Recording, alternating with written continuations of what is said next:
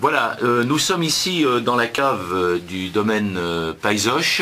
Donc on est le 20 août 2008 en présence de notre ami Nicolas Gobeski. On a déjà eu l'occasion de l'interviewer notamment au mois de novembre 2007 sur la vendange 2007. Et là je vais commencer, avant qu'il nous parle un petit peu des vins qui sont dans cette cave, lui demander un petit peu ce qu'il pense donc pour 2008. On est le 20 août aujourd'hui, donc on est déjà parti, c'est quand même déjà un petit peu avancé. Est-ce qu'il pense qu'on va sur un millésime, un bon millésime? Alors bon, on peut dire que a priori c'est un bon millésime parce qu'il a beaucoup plu, donc on n'est pas dans l'état de sécheresse où on était l'année dernière, qui était un vrai problème. Et en particulier les zones qui sont sur le Leuce vont être très très avantagées. Je pense en particulier à Etzeleu. En ce qui concerne le reste, cette pluie qui a été assez abondante a eu en contrepartie une production très abondante et à la limite un peu trop abondante. Donc le risque cette année, c'est une production trop abondante. En ce qui concerne la production des grands liquoreux, la difficulté maintenant est de savoir si nous allons avoir, ce qui semblerait être le cas, un temps suffisamment chaud, suffisamment bien pour mûrir ces raisins et de savoir s'il y aura un climat suffisamment bon pour avoir le brouillard qui monte et faire les assous. Ça, on ne peut pas le dire aujourd'hui.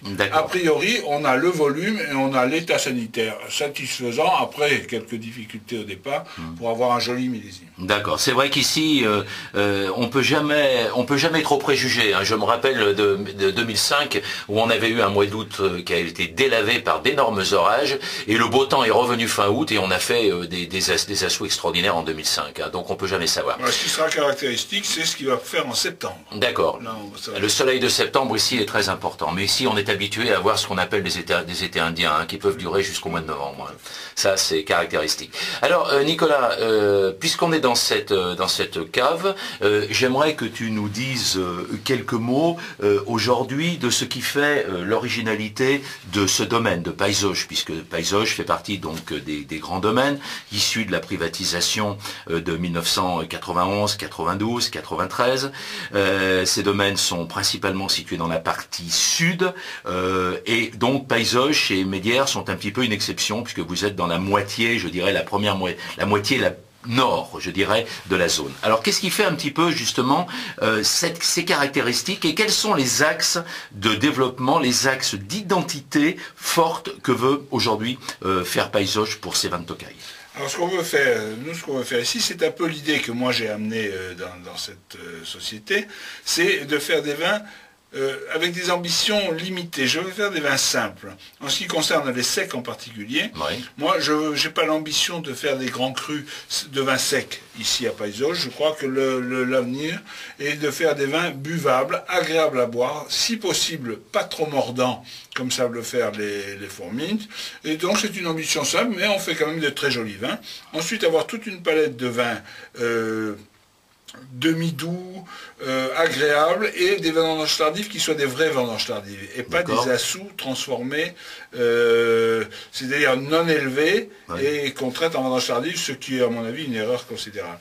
Mais en ce qui concerne les assous, ici, on est devant des techniques très particulières. Ce sont les assous qui ont été élevés et fermentés en barrique neuve, mais on finit la fermentation après des macérations en cuve avec une méthode qu'on a mise au point depuis plusieurs années et qu'on appelle la fermentation type rouge. Ouais, d'accord. C'est-à-dire dans une cuve qui n'est pas trop grande, il ne faut pas que ce soit trop grande, on met le raisin, le vin qu'on veut, et sur ce vin qu'on veut, on verse des grains à sous. Ils font comme un chapeau de vin rouge, ça flotte, c'est comme un chapeau. Et on les traite exactement comme du vin rouge. Avec des durées de combien de temps? Ça peut aller jusqu'à 1 mois et demi. Ah oui, donc on est complètement différent de la méthode classique ici, qui consiste à faire macérer entre une douzaine d'heures et 3 jours. Alors il faut faire attention que ces méthodes marchent extrêmement bien dans les années où le botrytis n'est pas trop présent. D'accord. Parce que c'est très difficile d'imaginer qu'on puisse macérer pendant 3 semaines, 1 mois, des grains à sous très botrytisés. Le risque serait énorme avec les effets Lacasse qu'on connaît, ça pourrait être assez difficile. Mais par contre, sur des grains qui sont sains, légèrement botrytisé. On s'est aperçu que la durée de la macération n'était qu'un avantage et qu'on arrive avec des goûts veloutés dans la bouche, des gras absolument formidables. Et pour les hauts de gamme, on fait systématiquement ce qu'on appelle les macérations rouges. Ensuite, on met ça dans des barriques neuves. Les fermentations se font tout doucement et puis on vieillit ça. D'accord. Donc apparemment, ça, je dirais que c'est un petit peu un système qui est complètement différent de ceux que font des domaines comme Disnoke, comme Disnoke n'est pas contre des macérations longues, hein, ça existe. Mais non, c'est pas la mode. Mais disons qu'ils ne sont pas trop étendus sur cette question. Non, hein. On n'en a pas trop parlé.